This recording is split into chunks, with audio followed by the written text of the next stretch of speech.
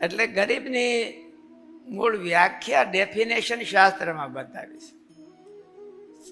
સગવડતાના અભાવને દરિદ્રી કહેવામાં આવે છે, ગરીબ નહીં. દરિદ્રીનો અર્થ એવો થાય કે એને ફાઇનાન્સ ને સગવડતાનો બહુ અભાવ છે, ધાનને દાંતને વેર છે, તો એને દરિદ્રી કહેવામાં આવે છે. દરિદ્રી ગરીબ છે એ દરિદ્રી નથી. ગરીબ છે એ ક્યારેક તો બહુ દુલો રાજા હોય, અંદરથી ઉદાર હોતે હોય એમ. એટલે મહારાજે કીધું એ ગરીબને તું કલ્પાવીશ તો તારા કુળે સહિત નાશ થઈ જશે. એવું ભીષ્મ પિતાએ યુધિષ્ઠિર મહારાજાને રાજધર્મમાં કીધું છે.